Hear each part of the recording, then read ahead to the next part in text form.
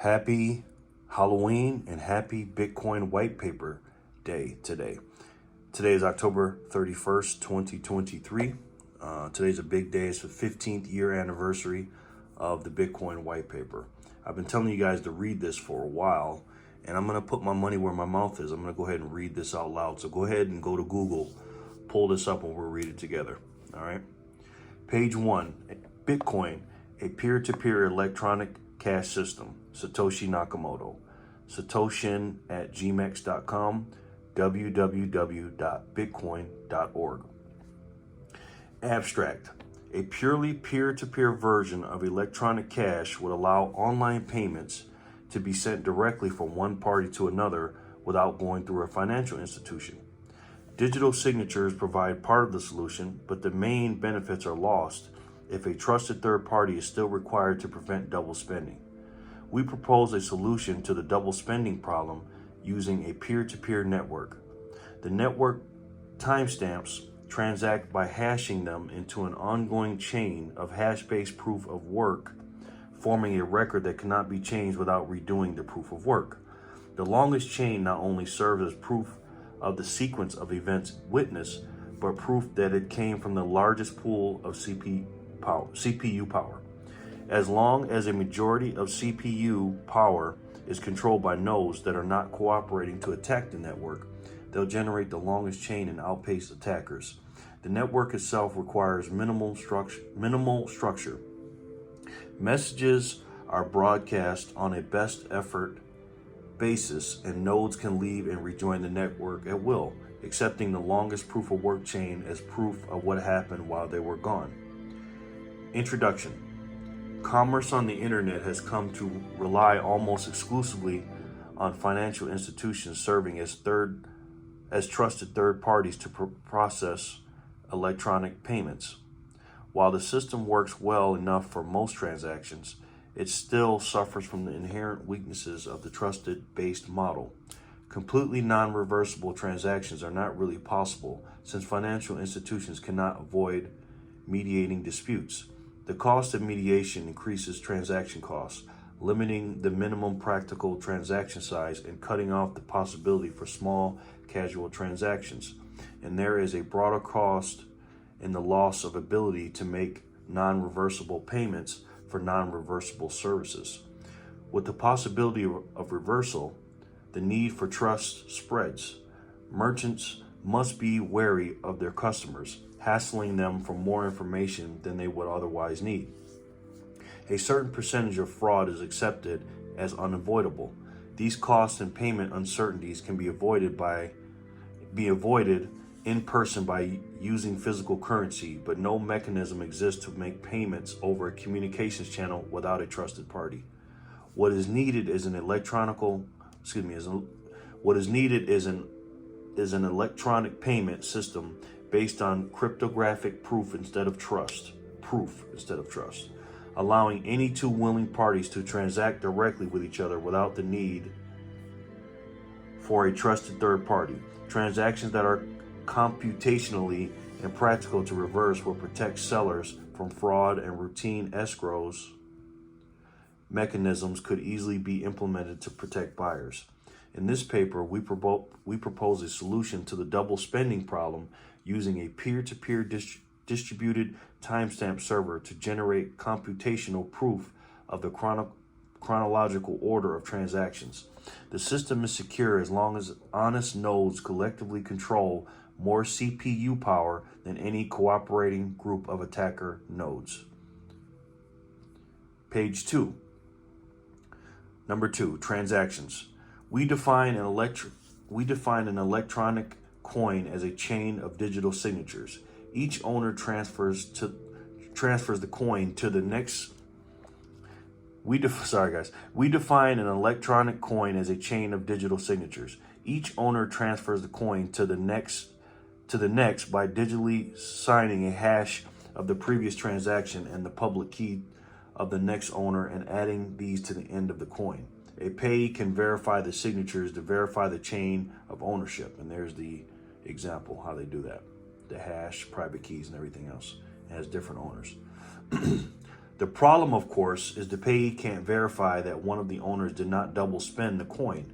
A common solution is to introduce a trusted central authority, or mint, that checks every transaction for double spending. After each transaction, the coin must be returned to the mint to issue a new coin, and only coins issued directly from the mint are trusted not to be double spent. The problem with this solution is that the fate of the entire money system depends on the company running the mint, with every transaction having to go through them, just like a bank.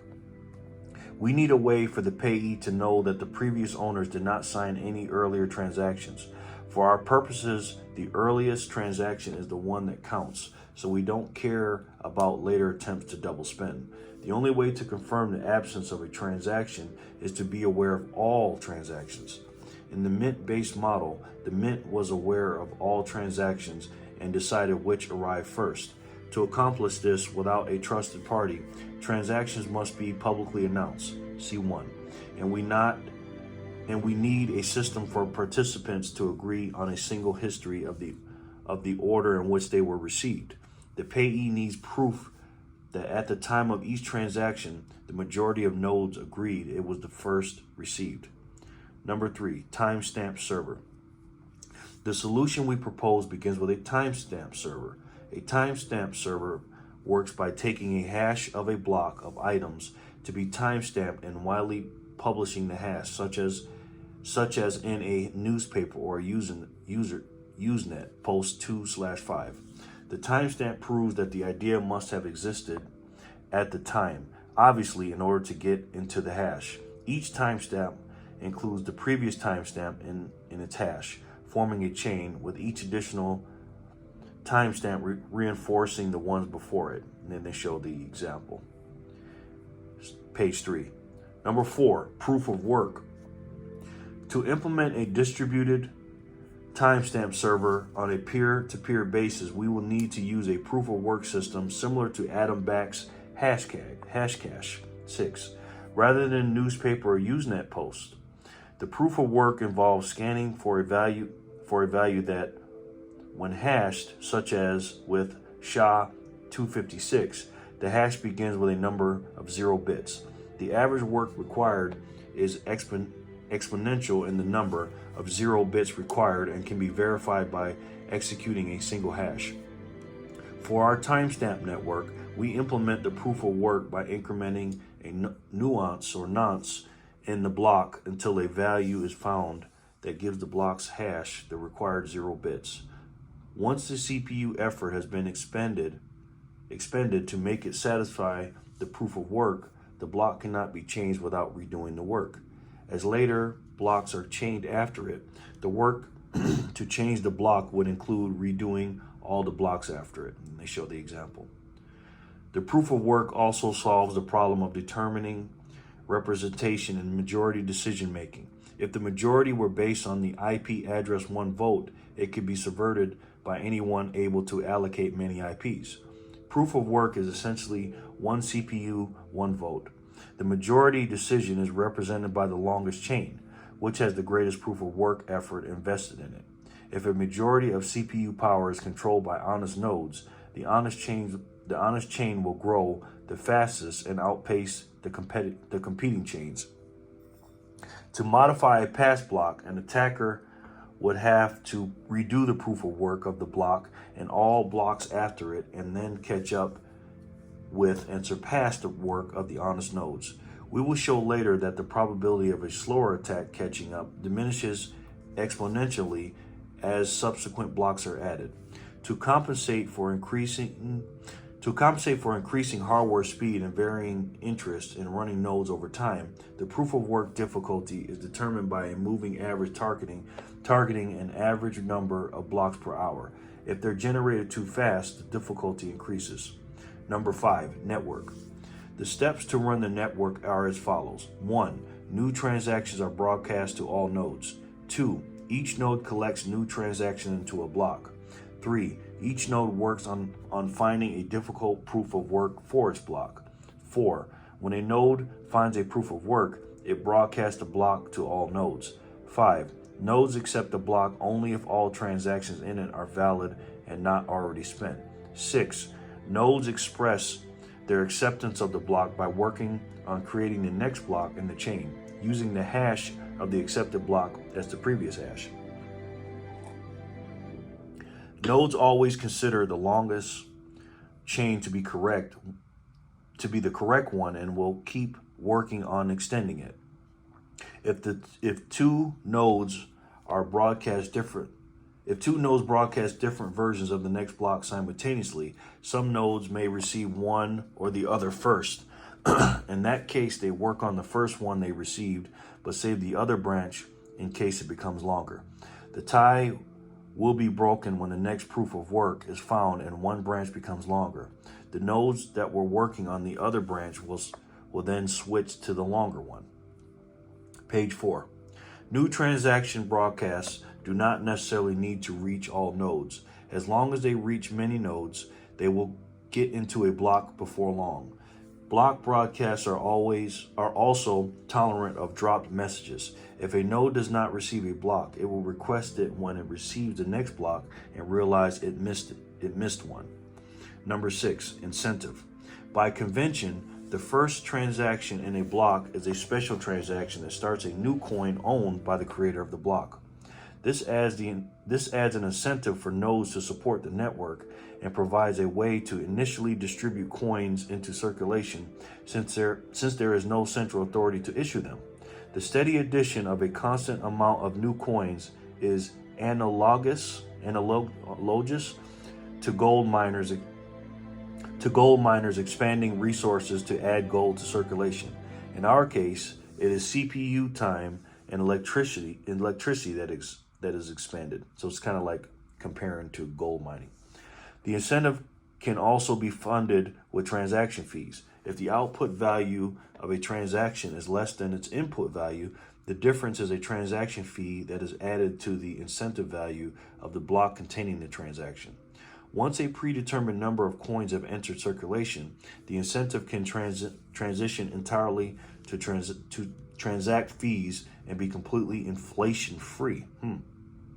The incentive may help encourage nodes to stay honest. If a greedy attacker is able to assemble more CPU power than all the honest nodes, he would have to choose between using it to defund people by stealing back his payments or using it to generate new coins. He ought to find it more profitable to play by the rules, such rules that favor him with more new coins than everyone else combined, than to undermine the system and the validity of his own wealth. Number 7, reclaiming disk space. Once the latest transaction in a coin is buried under enough blocks, the spent transactions before it can be discarded to save disk space. To facilitate this without breaking the block's hash, transactions are hashed in a Merkle tree, C725. With only the root included in the block's hash, old blocks can then be compacted by stubbing off branches of the tree. The interior hashes do not need to be stored. Then they show the example. A block header with no transactions would be about 80 bytes. If we suppose blocks are generated every 10 minutes, 80 bytes times 6 times 24 times 365 equals 4.2 megabytes per year. With computer systems typically selling with 2 gigabytes of RAM as of 2008 and more, they do that. There's way more space now. And Moore's law predicted current growth of 1.2 gigabytes per year. Storage should not be a problem, even if the block headers must be kept in memory. So it's not a problem now. Page 5. Number 8, simplified payment verification. It is possible to verify payments without running a full network node. A user only needs to keep a copy of the block headers of the longest proof of work chain, which he can get by querying network nodes until he's convinced he has the longest chain, and obtain the Merkle branch linking the transaction of the block it's timestamped in. He can't check the transaction for himself, but by linking it to a place in the chain, he can use he can see that a network node has accepted it, and blocks added after it further confirm the network has accepted it. And they show the example. As such, the verification is reliable as long as honest nodes control the network, but it is more vulnerable if the network is overpowered by an attacker. While network nodes can verify transactions for themselves, the simplified method can be fooled by an attacker's fabricated transactions for as long as the attacker can continue to overpower the network. One strategy to protect against this would be to accept alerts from network nodes when they detect an invalid block, prompting the user's software to download the full block and alerted transactions to confirm the inconsistency. Businesses that receive frequent payments will probably still want to run their own nodes for more independent security and quicker verification. Number 9, combining and splitting value. Although it would be possible to handle coins individually, it would be unwieldy to make a separate transaction for every cent in a transfer. To allow value to be split and combined, transactions contain multiple inputs and outputs. Normally, there will be either a single input from a larger previous transaction or multiple inputs combining smaller amounts, and at most 2 outputs, one for the payment and one returning the change, if any, back to the sender. Then they show the example. It should be noted that fan out, where a transaction depends on several transactions, and those transactions depend on many more, is not a problem here. There is never the need to extract a complete standalone copy of a transaction's history. Page 6. Number 10, privacy.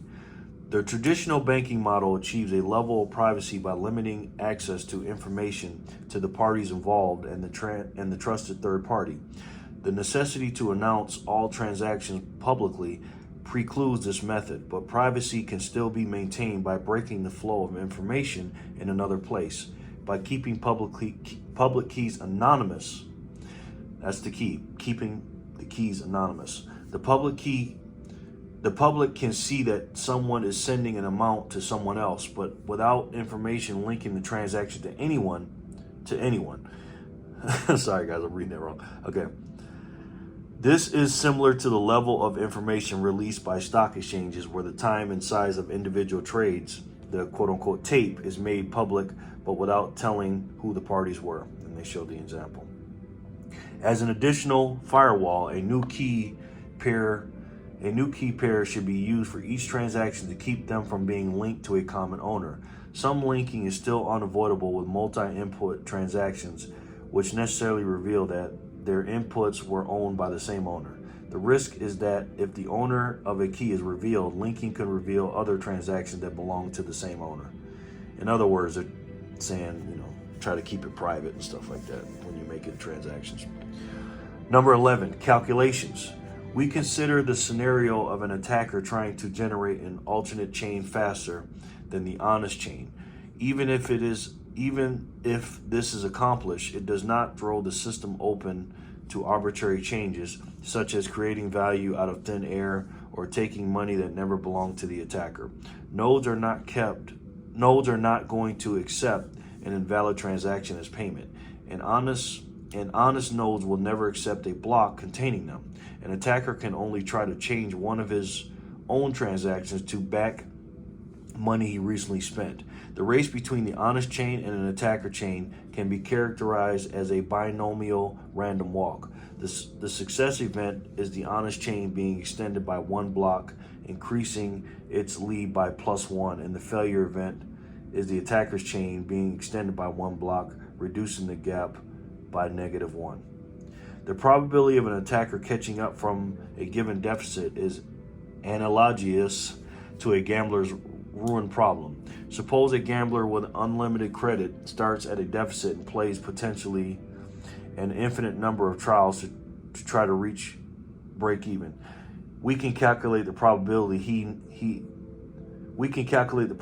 he ever reaches break even, or that an attacker ever catches up with the honest chain, as follows in number 8, and they show the mathematical equation. Page 7. Given our assumption that P is greater than Q, the probability drops exponentially as the number of blocks the attacker has to catch up with increases. With the odds against him, if he if he doesn't make a lucky lunge forward early on, his chances become vanishingly small as he falls further behind. We now consider how long the recipient of a new transaction needs to wait before being sufficiently certain the sender can't change the transaction. Sorry guys, I'm getting a bunch of emails. Needs to wait. We now consider how long the recipient of a new transaction needs to wait before being sufficiently certain the sender can't change the transaction. We assume the sender is an attacker who wants to make the recipient believe he paid him for a while, then switch it to pay back to himself after some time has passed. The receiver will be alerted when that happens, but the sender hopes it will be too late. The receiver generates a new key pair and gives the public key to the sender shortly before signing. This prevents the sender from preparing a chain of blocks ahead of time by working on it continuously until he is lucky enough to get far enough ahead, then executing the transaction at that moment. Once the transaction is sent, the dishonest sender starts working in secret on a parallel chain containing an alternate version of his transaction.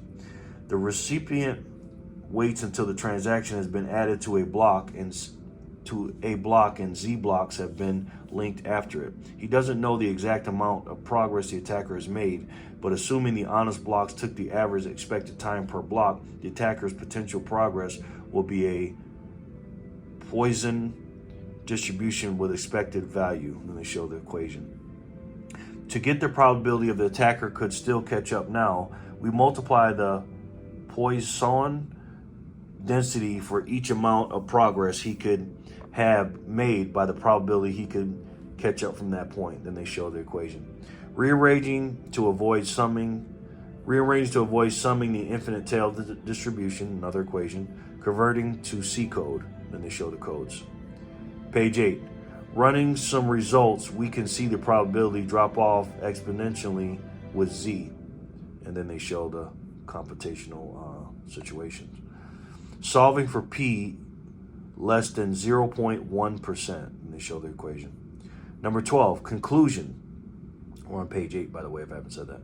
We have proposed a system for electronic cash transactions without relying on trust. We started with the usual framework of coins made from digital signatures, which provides strong control of ownership, but is incomplete without a way to prevent double spending. To solve this, we proposed a peer-to-peer network using proof of work to record a public history of transactions that quickly becomes computationally impractical for an attacker to change if honest nodes control a majority of CPU power. The network is robust in its unstructured simplicity. Nodes work all at once with little coordination. They do not need to be identified, since messages are not routed to any particular place and only need to be delivered on a best effort basis. Nodes can leave and rejoin the network at will, accepting the proof of work chain as proof of what happened while they were gone. They vote with their CPU power, expressing their acceptance of valid blocks by working and extending them, and rejecting invalid blocks by refusing to work on them. Any needed rules and incentives can be enforced with this consensus mechanism. Page 9 is the references. So there you have it, guys. If you haven't read the Bitcoin white paper, you have now. Congratulations if you made it to the end and made it through my terrible reading. I just woke up. I haven't had my coffee yet, but today's a day to celebrate, guys, and today's a day to definitely reflect and learn more about Bitcoin. I suggest now that you've read, and we read it together, the Bitcoin white paper, this incredible paper and incredible project. 15 years later, I mean, we're at 34,000, over 34,000. We're at block 800 and something thousand from the Genesis block in January 3rd, 2009. And we have a market cap of over $686 billion. If you haven't gotten any Bitcoin, I suggest now that you've read the white paper, you can get off of zero now because you know what it is. I'd buy a little bit, and then I would definitely read the Bitcoin Standard. That's a really, really good book. So Let me know what you guys think in the comment section below. Thank you guys so much for listening and watching. And I love each and every one of you. And I'll talk to you soon. Peace and love, guys.